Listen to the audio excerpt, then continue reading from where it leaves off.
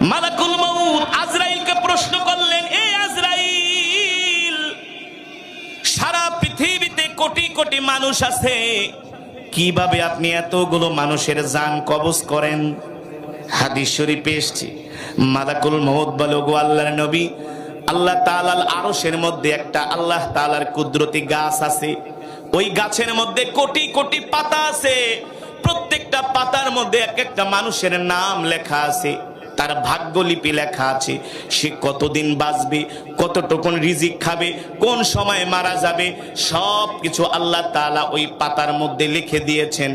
যখন একজন মানুষের মৃত্যুর মাত্র 40 দিন বাকি থাকে, কয়দিন? 40 দিন বাকি থাকে, আস্তে আস্তে করে তার নামের পাতাটা হলুদ বর্ণ হয়ে যায়।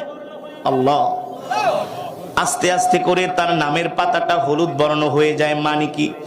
তার মৃত্যুর বয়স আছে আর মাত্র, সে 40 দিন মাত্র দুনিয়াতে থাকতে পারবে, এর বেশি থাকতে পারবে না।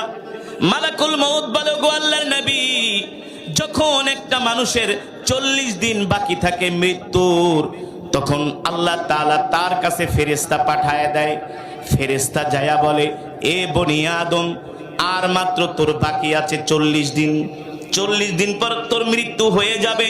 যখন একদিন কমে 39 দিন, যখন একদিন কমে 38 দিন, যখন একদিন কমে 37 দিন, এইভাবে করে মালাকুল মউত প্রত্যেকটা মানুষের কাছে দৈনিক একবার যায়।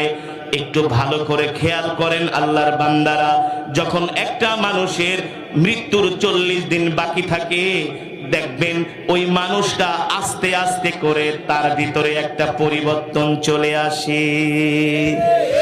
যেই মানুষটা মারা যাবে, সে 40 দিন বাকি থাকতেই 39 দিন, 38 দিন, এমন সময় যত কমতে থাকে, দেখবেন ওই মানুষটার মধ্যে পরিবর্তন চলে আসে। তার খাওয়া দাওয়ায় পরিবর্তন চলে আসে, কথাবার্তায় পরিবর্তন চলে আসে। সে তার সন্তানের দিকে তাকায় থাকে, সম্পদের দিকে তাকায় থাকে, বাড়ির দিকে তাকায় থাকে। এত কষ্ট কইরা বাড়ি করলাম, সুদ খায়া, ঘুষ খায়া, মানুষের সম্পদ মাইরা, মানুষকে কষ্ট দিয়া, সম্পদের দিকে তাকায় আর আফসোস করে, হায় রে, এই সম্পদ ছাইরা, বাড়ি গাড়ি সব কিছু ছেড়ে আমাকে চলে যেতে হবে। মালাকুল মউত বলে, একটা মানুষ যখন মারা যায়, যখন তার 40 দিন থেকে কমতে থাকে, একদিন একদিন করে, আস্তে আস্তে করে তার খাবার কমে যায়, ঘুম কমে যায়, আস্তে আস্তে করে সে অসুস্থ হতে থাকে, দুর্বল হতে থাকে। দেখবেন আপনার যদি কেউ নিকট আত্মীয় মারা যায়, এই সিমটম গুলো